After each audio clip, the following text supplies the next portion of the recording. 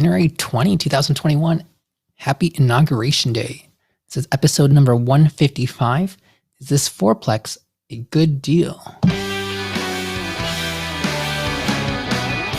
This is 39.6, Facebook and YouTube Live Finance Show. A show that teaches high earners like yourselves how to make your money work for you so you don't have to work for your money. General investing, taxes, real estate, syndications, Airbnb, paying for childcare, paying for college, and even the car you drive. Today's episode, we take a listener question from Pooja. Is this fourplex a good deal? All right. So, sorry, it's been a few days since I've been here. Today's inauguration festivities went like the whole day. I forgot how long stuff goes on. Final concert's finished up and we'll do an episode. All right, so Pooja sends me a message. She says, can you analyze this deal on one of your episodes? The asking price is $240,000, but the realtor said the buyer will likely get down to $215,000 since he was previously considering the offer, but the loan did not go through from a different buyer. Is it worth considering to buy this? I have not actively bought any real estate. I've only done crowdfunding and syndications so far. One of my goals for this year was to try and buy some real estate directly. Thanks so much for your help. All right, so excellent. Awesome being already in the real estate game and you've already invested passively. You're looking to get your first direct investment. And I'm not sure where she's from, but sends me the rent roll and sends me the T12, the cash flows for the past 12 months with the income and expenses, the trailing 12.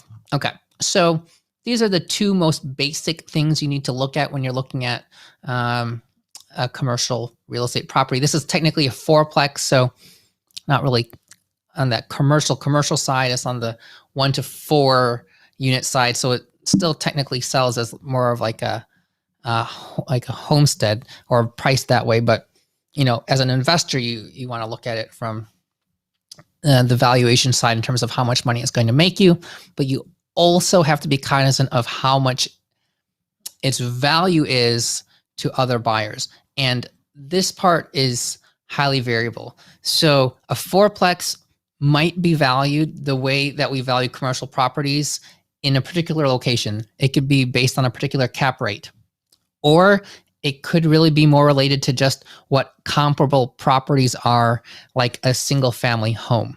Okay, so that's something to be aware of. And I don't know in this particular location how fourplexes tend to be valued.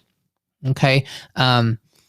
But that's one key thing, because when you're looking at owning real estate, you're looking at two main things. One is cash flows and two is appreciation. And that appreciation would be based on what you sell for minus what you buy for. And that may or may not be related to how you operate the property. If it's valued as a business, it'll be based on how you operate, how profitable it is. If it's not priced as a business and just priced as comps, then what you put into it might not directly correlate with the value you get out of it when you sell in the same way it would if it was based on cap rates. Okay, but I like this question. I so often see high income people wanting to get into real estate and they live in a nice area and they want to buy the house in their neighborhood.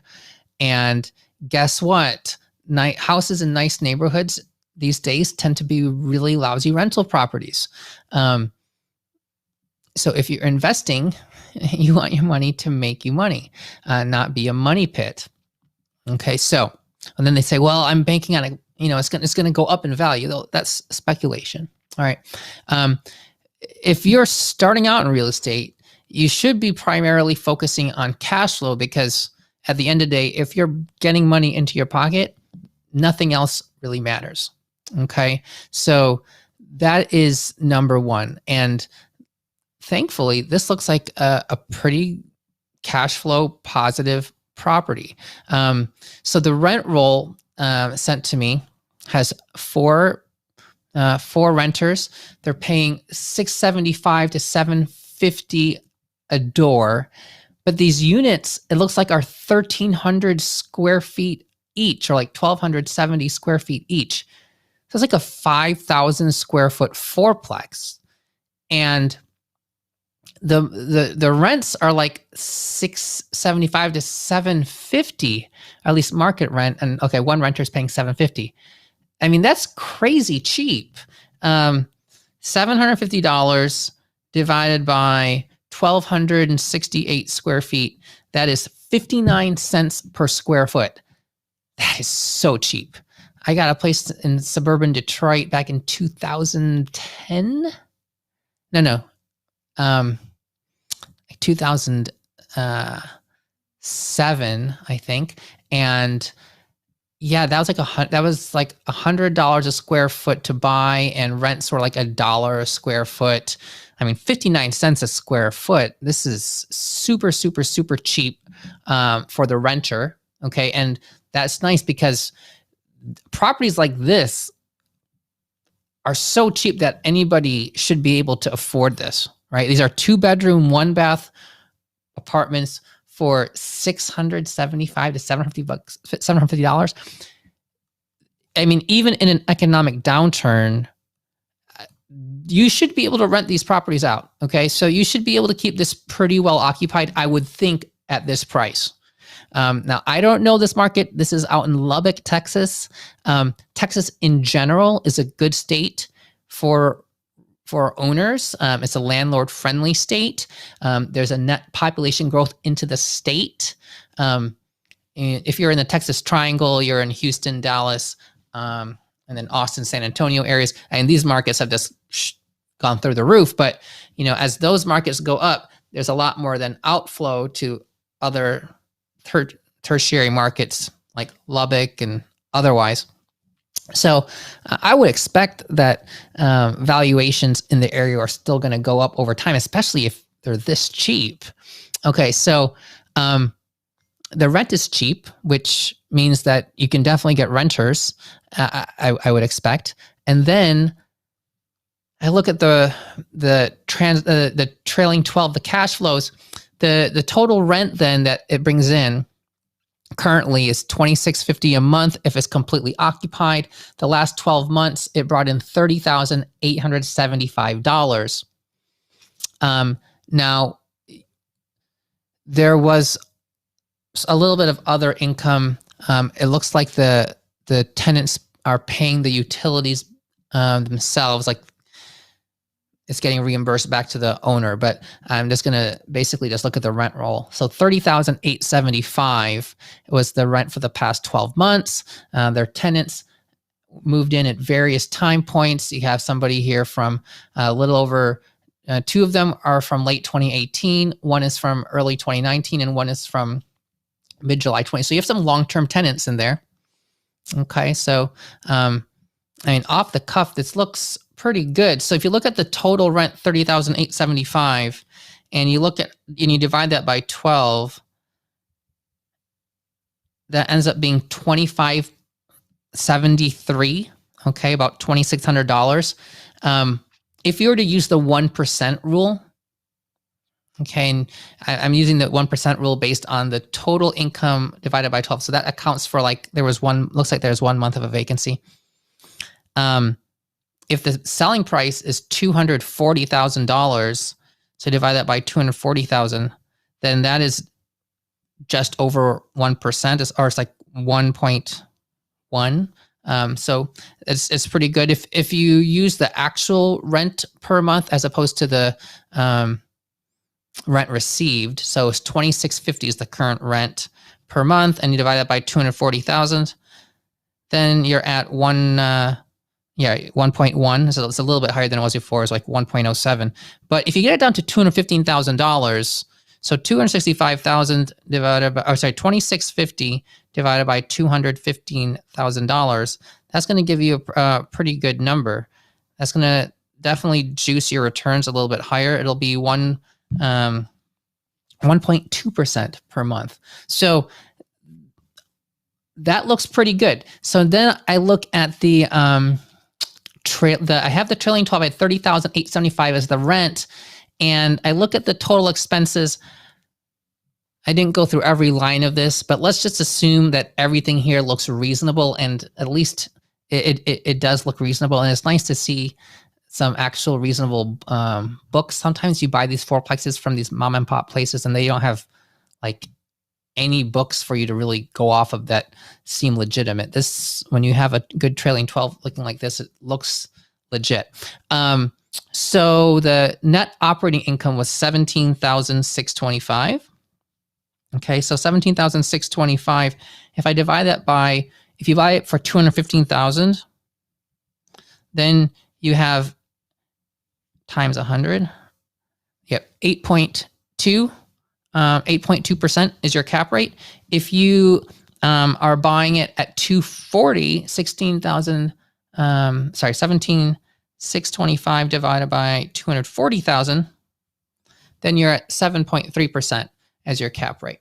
Okay, so if you're at 215, that's a pretty good price to be at.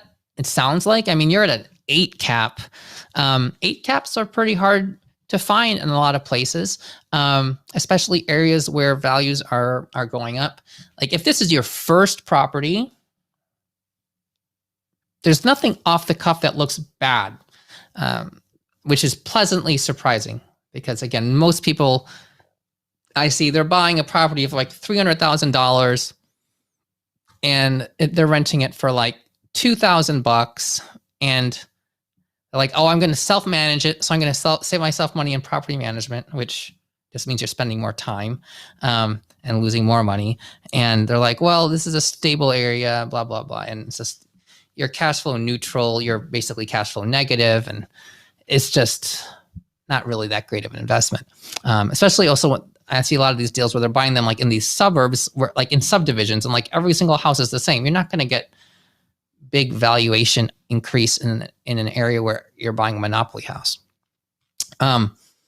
So the things that I mean, there's a lot I don't know about the property. I don't know the area. I haven't really looked at the property, although pictures on Zillow, the outside looks amazing. The inside I was not as impressed by, but again, you're renting at 60 cents a square foot. It doesn't need to be nice. It just needs to be functional. And I looked at some other properties, and that price seemed reasonable. Like there were a number of properties that were like at $60,000 per unit per door. If you get $215,000 on a fourplex, you're getting it at $54,000 a door. That's cheap.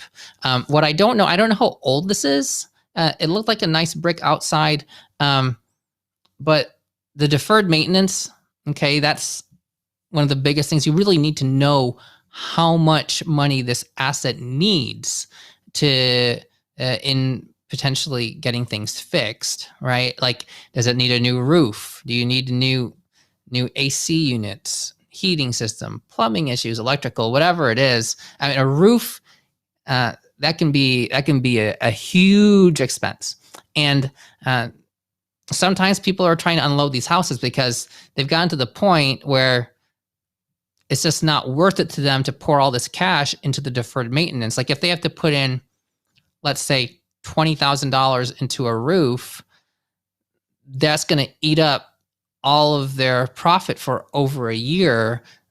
It might just be better to sell it. And they could have gotten this property like maybe way cheaper, and they already have a bunch of gains. It's just not worth it for them to pour more money into it.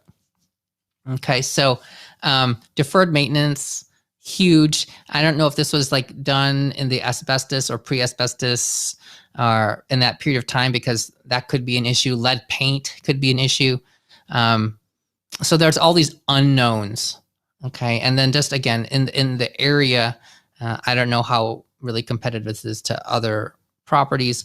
I'm not like an expert in that area, but nothing on the surface from the books looks bad to me. But you know, the devils are always in the details, and how much you're going to need to put into the property and what the maintenance is really going to be like. Property management. Do you have property management already lined up? Are you going to use the old property manager? People who already have managed it, so it would be more turnkey. But this seems like a super low risk investment to me on the surface. If this is your first real estate investment, I mean, this is the kind of property that, I mean, I could pay for in cash. I could just write a check for it and get rent coming in every month. I don't know how much room there is to value add and to appreciate this, to force appreciation.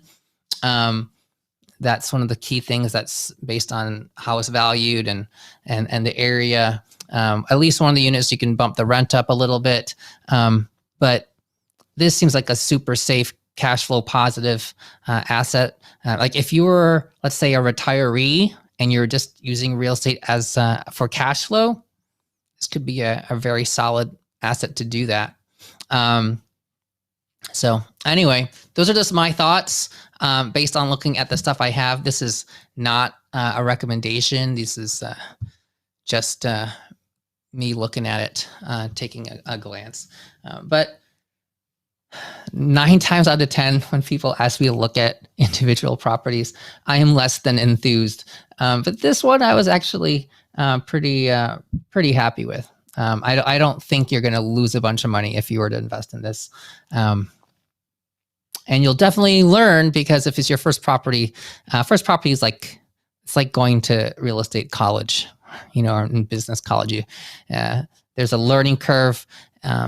The first year with your first property, you learn a lot, from acquiring to dealing with management and whatnot, and then doing your first tax return on it. Once you do that once, then like the second year is easier, and then it becomes a little easier. And then you might decide, okay, this isn't for me. Fine, then you could sell it. If you sell it, you're probably not going to lose that much money on it, just because it sounds super cheap as it is. And I don't think Lubbock is a market that's turning the wrong direction.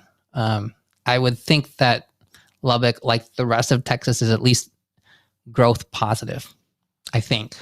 All right. That's it for today, episode 155. Until tomorrow for episode 156. If you have a question, please ask it in the Facebook group, and I will try to get to it. Any other special topics in general or categories of things, just let me know and I will try to cover. Happy 2021, happy inauguration day. Lots of changes coming down the pipeline. I think President Biden has signed a bunch of stuff, and I think the price of gas is already going up in some places. So maybe you want to fill up your tank tomorrow. All right, have a good night. Oh, none of this is financial advice, legal advice, accounting advice, any sort of advice. Please consult with your own financial professionals before making your own decisions. Okay, until tomorrow for 156. Have a good night.